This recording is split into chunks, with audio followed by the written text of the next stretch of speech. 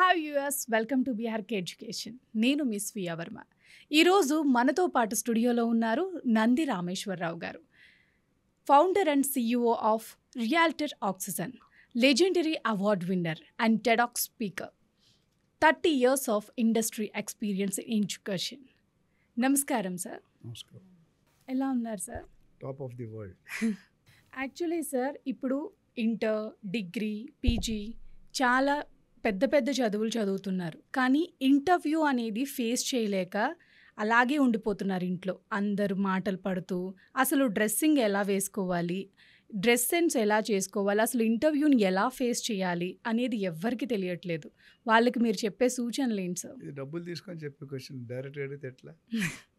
Okay, మీరు అడుగుతున్న మన వ్యూయర్స్ కోసం చెప్తాం. ఏదైనా ఇంటర్వ్యూ అనేది ఫస్ట్ అది ఒక మనం డాక్టర్ దగ్గరికి వెళ్ళామనుకోండి, హాస్పిటల్కి బీపీ చెక్ చేసిన అంతవరకు బాగానే ఉంటుంది. ఆ డాక్టర్ దగ్గరికి వెళ్ళినప్పుడు బీపీ రేజ్ అయిపోతుంది. ఎస్, ఎందుకు? టెన్షన్ ఏమవుతుందో. నార్మల్గా ఉంటే కరెక్ట్ ఉంటుంది, మాట్లాడుతూ తెలియకుండా బీపీ చెక్ చేయండి, కరెక్ట్గా ఉంటాడు. ఇంటర్వ్యూ రూమ్కి వెళ్ళగానే టైగర్ పులిబోన్లోకి వెళ్ళినట్టు ఉంటుంది మనకి. అని అప్పుడు ఫేస్ స్టార్ట్ అవుతుంది. అది పోవాలంటే ప్రాక్టీస్ చేయాలి, రిహార్సల్స్ ఉండాలి. ఇంటర్వ్యూ అనేది లైఫ్ సెటిల్మెంట్. ఇప్పుడు మీరు రేపొద్దు యాంకర్ కింద ఇంటర్వ్యూకి వచ్చి మీరు కూడా అదే పొజిషన్లో ఉంటారు కదా. పెద్ద ఇంటర్వ్యూ చేసే వాళ్ళు ఏమనుకుంటారు, మీరు ఏం చెప్తున్నారు కాబట్టి ఎంత కాన్ఫిడెంట్గా చెప్తున్నారు, ఎన్ని పాయింట్లు ఎంత క్విక్గా రియాక్ట్ అవుతున్నారు, how is your responsiveness, how is your face. కొంతమంది స్మైల్ చేస్తే కొంపలు ముళ్ళు. One smile can make so many problems easy. అట్లా ఉంటారు కొంతమంది. వస్తే నాకు ఎందుకు ఈ జీవితం, ఎందుకు వచ్చాను అని అన్నట్టుంటారు కొంతమంది మనుషులు. చూడండి, మనం మళ్ళీ రెండోసారి మాట్లాడడం వాళ్ళతో. ఇక్కడ ఎందుకు చెప్తానంటే, ఇంటర్వ్యూ అనేది ఒక మన సబ్జెక్ట్కి వచ్చేందుకు ఒక చిన్న ఎగ్జాంపుల్ చెప్తాను. ఒకరోజు ఒక ఇంటర్వ్యూ కండక్ట్ చేస్తున్నారు. చాలా 10 మందిని పిలిచారు. జనరల్గా 1:10 ఉంటుంది. 10 మందిని సెలెక్ట్ చేస్తే, అంటే పిలిస్తే ఒక్కడనే సెలెక్ట్ చేస్తాం. సో అందుకని ఇంటర్వ్యూ ప్రాసెస్ ఏమంటే, చాలామంది సెలెక్షన్ అంటారు, నేను రిజెక్షన్ అంటాను. ఎందుకంటే 10 మందిలో నువ్వు 9 మందిని రిజెక్ట్ చేస్తున్నావు, సెలెక్ట్ చేసేది ఒక్కడనే. అందుకని interview is nothing but rejection. ఈ 10 మందిలో ఒకరు అందంగా ఉంటారు, ఒకరు కమ్యూనికేషన్ ఉంటుంది, చదువు ఉంటుంది, ఒకటి జీతం, రకరకాలు ఉంటాయి. రిజెక్ట్ చేయడం ఎప్పుడైనా rejection very tough, selection is easy. ఈ 9 మంది ఎందుకు రిజెక్ట్ అవుతున్నారు? ఎందుకు రిజెక్ట్ చేయాలంటే, ఒక్కొక్కరు ఒక్కొక్క స్కిల్ ఉంటుంది. అన్ని స్కిల్స్ కావాలి, కానీ అన్ని స్కిల్స్ కలిపి ఒక దగ్గర ఉండవు. సో ఇంటర్వ్యూలో ఏం చేస్తారంటే, ఇప్పుడు ఇంటర్వ్యూకి వెళ్ళినప్పుడు ఫస్ట్ ఆయన తలుపు కొట్టి నాక్ చేసి లోనికి వెళ్ళినప్పుడు నుండి అబ్జర్వ్ చేస్తారు క్యాండిడేట్ని. కొంతమంది వస్తారు, తలుపు తీసుకొని వెళ్ళి కూర్చుంటారు, కాల్ మీద కాల్ వేసుకొని.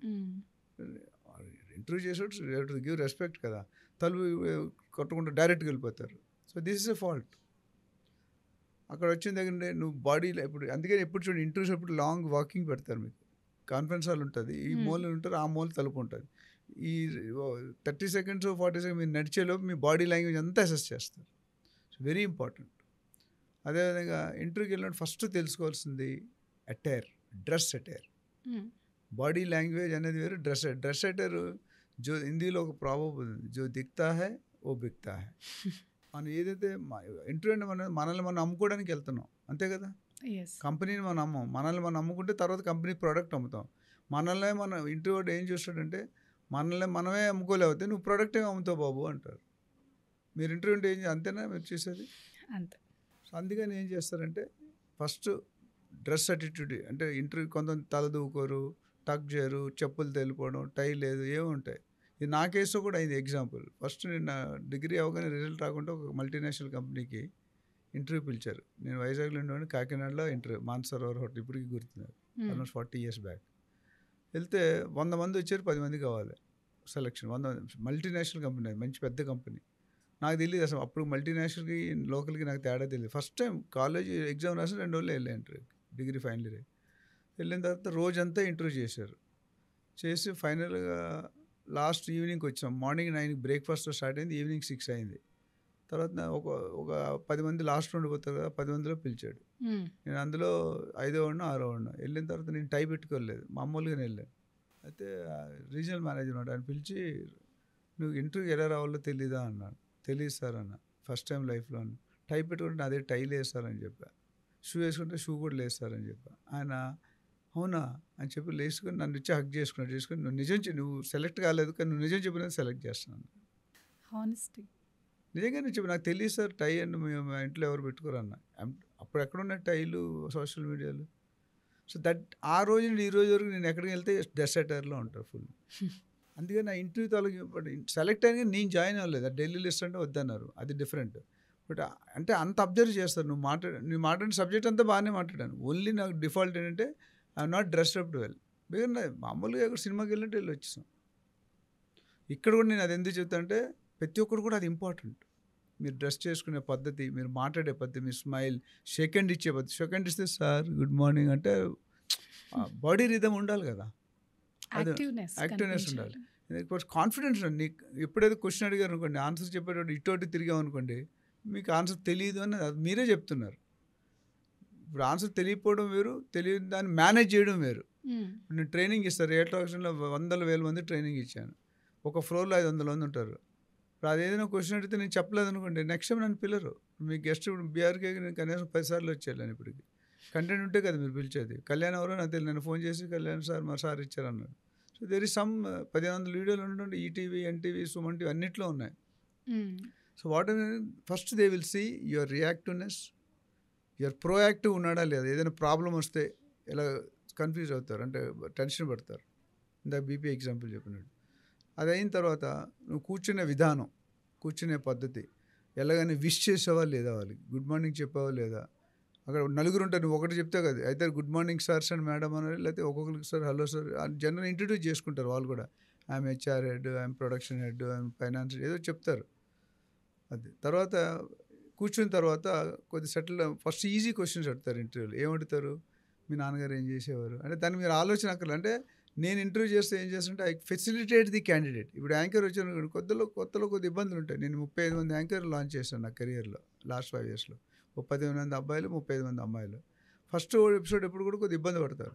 ఒకసారి కంఫర్ట్ జోన్ వస్తే దే విల్ ఓపెన్ అప్. అదేవిధంగా ఇంటర్వ్యూకి ఎప్పుడు కూడా డైరెక్ట్ టఫ్ క్వశ్చన్ అడగకూడదు. మనం క్రికెట్ గేమ్ ఆడుతున్నాం అనుకోండి, వార్మప్ చేస్తారు 1 week ముందో 3 days. ఎందుకు చేస్తారు, బాడీ అన్ని ఫ్లెక్సిబుల్ ఉండాలని. అట్లా ఏంటంటే చాలామంది సీనియర్స్ ఇంటర్వ్యూ చేసేటప్పుడు ఫస్ట్ వాళ్ళు ఏం చేస్తుంటే వాళ్ళెవరు అంటే మీకు ఇంటర్వ్యూ చేసే పద్ధతి, ఎవరు మనిషి, వాళ్ళ గురించి చెప్పుకుంటారు. ఫస్ట్ నా పొజిషన్ ఇది, నా ఇది అని. తర్వాత వాళ్ళ కంపెనీ గురించి చెప్తారు. అంటే మా కంపెనీ ఏం చేస్తుంది, మీ రోల్ ఏంటనేది చెప్తారు. మల్టీనేషనల్ చిన్న చిన్న కంపెనీలు అవన్నీ డైరెక్ట్ క్వశ్చన్ అడుగుతారు, నువ్వేం చేస్తావు అలా అడగకూడదు. సో మల్టీనేషనల్లో 12-13 రౌండ్లు ఉంటాయి ఒక జాబ్ సెలెక్ట్ కావాలని. పెద్ద పెద్ద అమెజాన్, డెలాయిట్, గూగుల్ ఇవన్నీ తీసుకుంటే ఒక 1 or 2 కాదు. అక్కడ ఇంటర్వ్యూ స్టార్ట్ అవుతుంది. First tell me about you. Simple క్వశ్చన్లు అడిగినప్పుడు కంఫర్ట్ జోన్ చూస్తారు. Tell me about your self, tell me about your self, నువ్వేం చెప్తున్నావు. కొంతమంది నర్వస్ ఫీల్ అవుతారు. So you have to have a readymade answer. నీ గురించి నువ్వు చెప్పుకోవాలి. నువ్వేం కొత్తగా నీకు తెలిసిందే చెప్పండి. ఎవరో బుక్ చూసో పేపర్ తయారైతే కాదు. బిఫోర్ ఇంటర్వ్యూ సార్ అసలు ఎటువంటి టిప్స్ తీసుకుంటే నర్వస్ ఫీల్ అవటం తగ్గుతుంది అసలు స్టూడెంట్స్? ఫస్ట్ నేను అనేది అద్దం ముందు మీరు నిల్చొని మీరు మాట్లాడండి. మీరు ఎంత దరిద్రంగా మాట్లాడుతున్నారో, ఎంత మంచిగా మీకే తెలుస్తుంది. ఎవరు ఒకరు చెప్పక రూమ్ వేసుకోండి. Speak with yourself. You will understand how bad you're talking, how good. రెండు నీ డిసైడ్. సో ఫస్ట్ టైం ఎప్పుడు రాదండి. సెకండ్ 3-4 times ప్రాక్టీస్ చేయాలి. Question cannot be same question, ఒక్కోసారి డిఫరెంట్ ఉంటుంది. సో బట్ ఏ క్వశ్చన్ అదే question తిప్పి అడుగుతారు. ఒకటి అది. రెండోది కంపెనీ గురించి బ్యాక్గ్రౌండ్ తెలుసుకోవాలి. మనం ఎప్పుడైనా ఒక బీఆర్కే గురించి వచ్చాము మనం ఇంటర్వ్యూ. అసలు బీఆర్కే ఎవరు, రామకృష్ణ గారు ఎవరో ఉంటారు ఇన్ఛార్జ్ చైర్మన్, యాంకర్ ఎవరు, నన్ను కోఆర్డినేటర్ ఎవరు, అసలు నేను ఎందుకు వెళ్తున్నాను, వాళ్ళ కంపెనీ యాక్టివిటీస్ ఏంటి, ఎన్ని ఛానల్స్ ఉన్నాయి, ఎన్ని సెగ్మెంట్స్ ఉన్నాయి, వాళ్ళ వ్యూవర్షిప్, ఇవన్నీ తెలుసుకోలేదా. Job is nothing but your getting married. అమ్మాయి పెళ్లి చూపులు ఏం చూస్తాం, అటు 7 తరాలు ఇటు 7 తరాలు చూస్తాం. ఒక్క తరం తప్పైనా అమ్మాయిని ఇవ్వమని ఇస్తాం.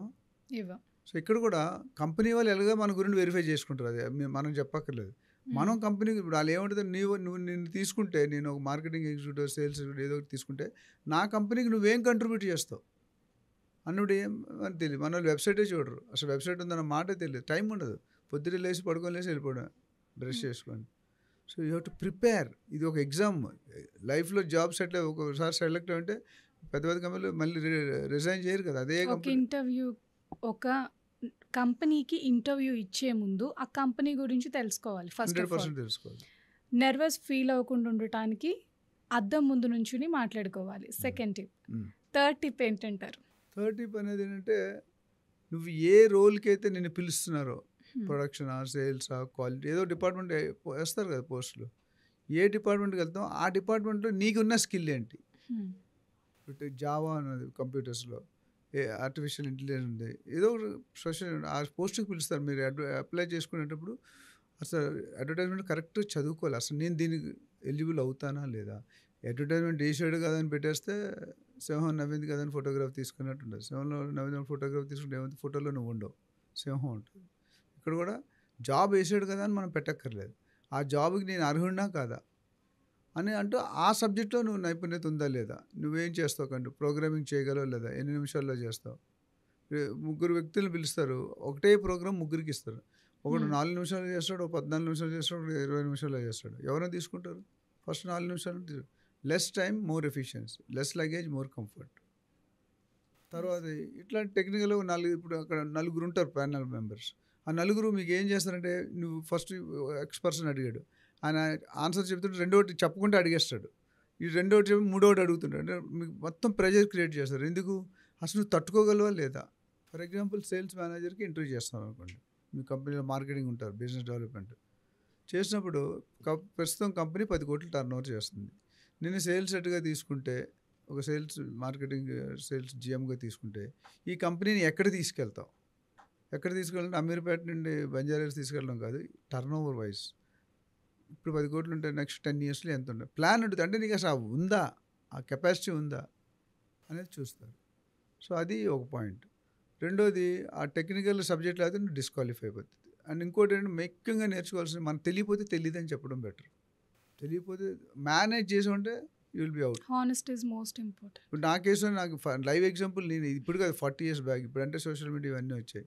సో నీ గురించి నువ్వు ఏం తెలియనప్పుడు అప్ఫ్రంట్ ఇటు అటు కళ్ళల్లో కళ్ళు పెట్టి మాట్లాడు. మీరు మాట్లాడుతున్నారు, మీ కళ్ళల్లో పెట్టాలి.